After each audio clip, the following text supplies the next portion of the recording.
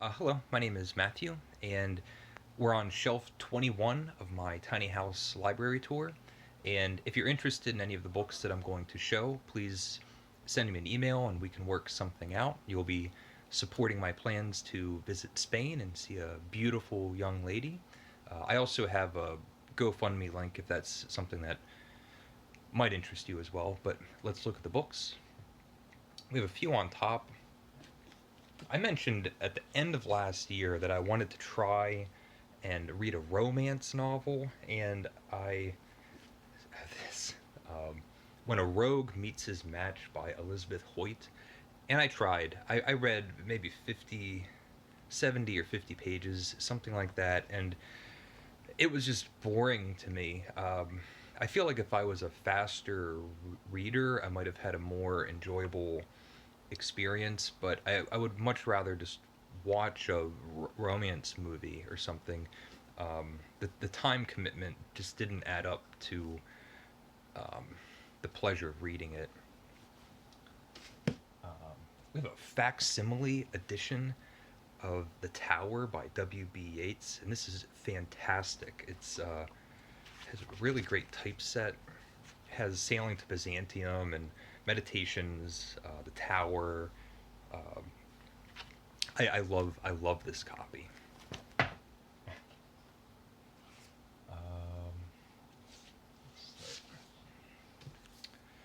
Um, it's the Essential Goethe, and I was so excited when I saw this. I thought this was going to be the book that was going to crack open Goethe for me, and I was finally going to be able to enjoy this great German writer and thinker. And I read, there was a play in here, Tasso, something Tasso, which I read. It has the novel Wilhelm's Apprenticeship, which is something that I really wanted to read. And there's just something about the format, I think. It's just too big and clunky to just sit down and enjoyably read. I haven't utilized this much as I thought as I would have, but it's absolutely gorgeous. I mean, um, something similar. So this is, what is it called? Inventions of the March Hare Poems, 1909 to 1917 by T.S. Eliot. And I quite like T.S. Eliot. Um, and this is uh, more of like a scholarly apparatus. It has an extensive notes and commentary. It's really interesting, but I don't turn to it very often when I'm looking to read T.S. Eliot. There's a train going by, you might hear it.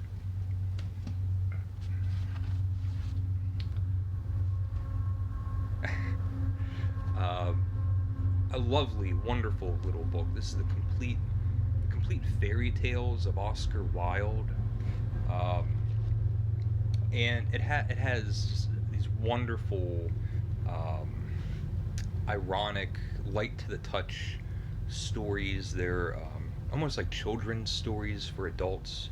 Just magical. I love them.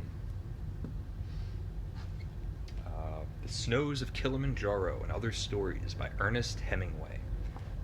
It's a great collection.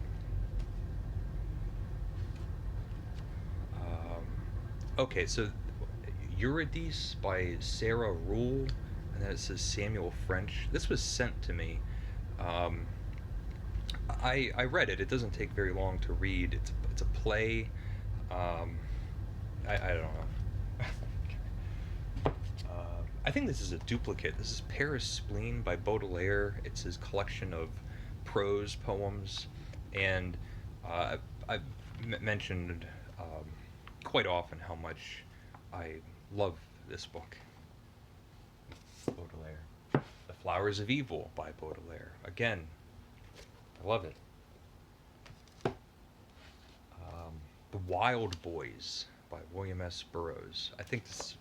I don't think this is part of the Cut Up trilogy or Cut Up series. Can't remember. Atomized by Michelle Welbeck. Look at that scandalous cover. Italo Calvino has all of these little, slim, little, interesting books. They all kind of get mixed up in my head, um, but they're great. Okay, this is more of the Cosmicosics T0. I have a big fat complete edition of the Cosmicomics somewhere. Another dirty French writer. We have the Comte de l'Entremont, Maldor. Um, Beautiful, crushing, nightmarish language. Um, I can't remember uh, the main character either loves the sea or he hates the sea. It's one of the two. Okay, this is The Place of the Dead Roads by William S. Burroughs. I think this is the second part of the trilogy. He had a trilogy of books in the 1980s. It's my favorite collection of his books. A science fiction novel by Don DeLillo. Um, I remember not thinking much of it, but um, I don't really love Don DeLillo anyway.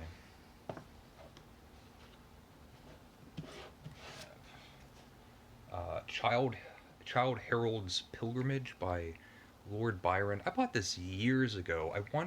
All I wanted was just a slim little volume of that long poem, and it's this strange, like self-published thing. It has the poem. I wish it was a more handsome edition. I I remember being really disappointed just looking at it. The poem is great, but um, I wish I had like just a really pretty edition of um, a lot of things. A Brief History of Seven Killings by Marlon James. And this won the Man Booker Prize. That's how I heard about it. And it's just incredible. Um, uh, I was floored by this book. The vision and power, the brutality, the language, the voice. It's great. I was quite disappointed with that book he had afterwards. It's like black something, red something, but um, this is still. What does it say? A tour de force. It's a tour de force, according to the Wall Street Journal. We have some movies. Captain Marvel, starring Brie Larson. It's part of the Marvel universe. I really liked the movie. My only criticism was um, there were so many scenes where the lighting was just too dark. I couldn't even see what was happening. It could have been my own screen settings, but otherwise, I thought it was great. I like Brie Larson. And which one is this? This is the Avengers. It's either Infinity War or Endgame. I can't tell. Yeah, but the epic conclusion. Cicero, The Republic and the Laws. This is Oxford World Classic. I never did finish this. I think I've mentioned before, some of Cicero's philosophical writings just haven't really done it for me. Music for Chameleons by Truman Capote. Look at that cover. There's Capote on the back. And is this the... Okay, yeah, these are like non-fiction pieces, I believe. Okay, yeah, it's true story reportages. So it's a weird mix of um, fictionalized nonfiction or something. Truman Capote had a whole theory about it, but this has Music for Chameleons, which I remember had such a great ending, didn't it? It's like something Mozartian.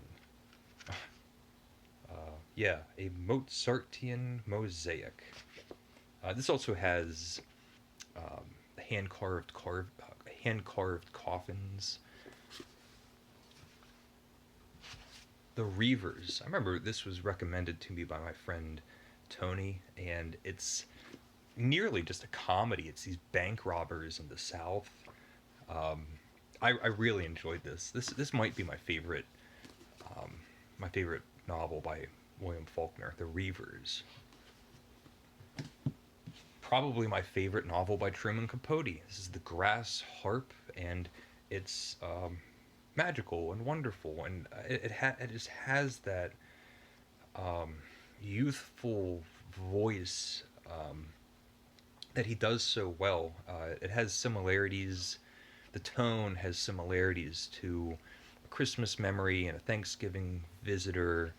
Um, it's a boy and a couple dotty old women in this tree.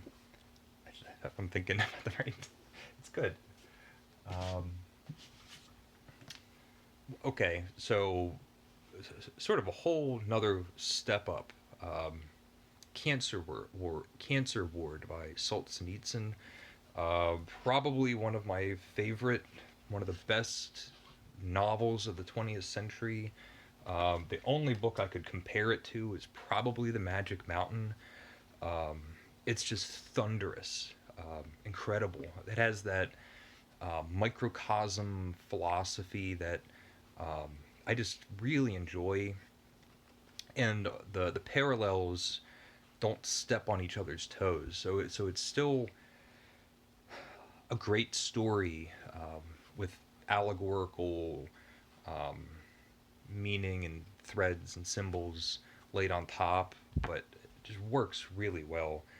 Um, After I read this, I thought I want to read everything by Solzhenitsyn, and it actually backfired on me. We'll get to that tomorrow with these books.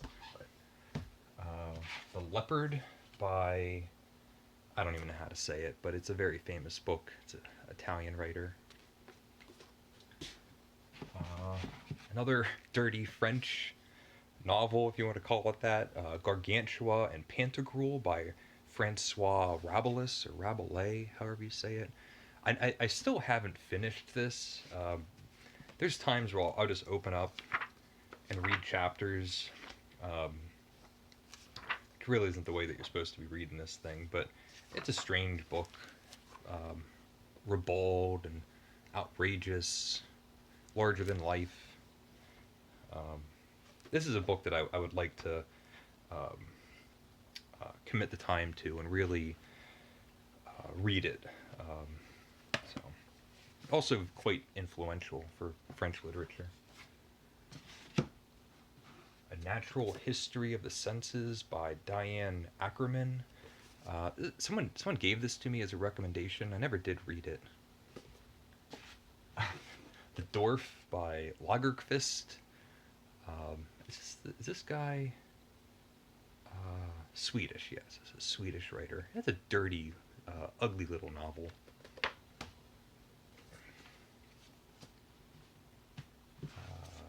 Herman Hesse, The Glass Bead Game. This one was tough going. I probably wouldn't have finished it, but I was reading it with somebody else. It actually gets quite good. The beginning, I think, drags and has a long beginning, but for the most part, I don't think I've ever read a bad book by Herman Hesse. The Golden Ass by Apollinaire, and this is, oh yeah, the Robert Graves translation. It's great. Snow Country by Usunari Kawabata. I remember I was telling a friend about how I didn't like the book, and we started talking about it, and we were just like laughing and carrying on. Not that I should be laughing about it, but sometimes when you talk about a book that you're reading or anything that you're appreciating, your view can change. And by the end of it, I thought, well, maybe I did like it. And I'd like to. I think I have reading plans with Sean from Sean the Book Maniac. We're gonna read this in 2022 or something like that. A contemporary writer, A Girl is a Half-Formed Thing by Amir McBride. I loved this. It's modern and experimental. It has really unique writing style, and I love I love reading books by writers who are taking chances. It's fabulous.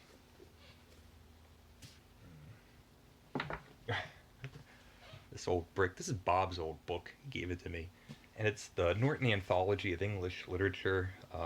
If you've been watching my channel for a while, you know the beginning of last year, I began a series, and that's how far I got. So I still need to get back and keep chugging along with this thing. Midnight's Children by Salman Rushdie. I read a few pages, and I don't know. I can't judge it. John Banville, The Sea. What is this thing? I went through a phase where I was trying to read these Man Booker Prize winners. This is a good book.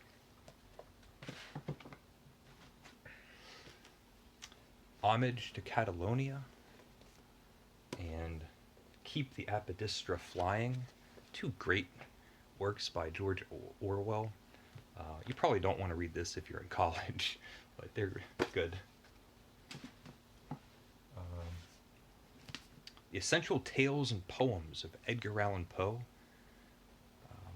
This has been an old friend. The Death of Ivan Illich and Other Stories. This is the Peter Volonkonsky short story collection. The Death of Ivan Illich might be my favorite thing that I've read by Tolstoy. It's kind of a meaningless thing to say, but this is a great edition. A whole bunch of Tolstoy, Dostoevsky, and they're all they're all the Peter Volonkonsky translations.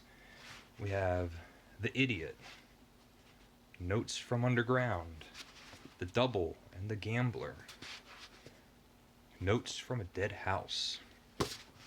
Dostoevsky's top three writers for me. I not only do I want to read everything by him, I want to know his works really well. So these are essential reading for me. And the last thing on our shelf is The Self-Dismembered Man by Apollinaire. He's a Cubist poet. And this say on here.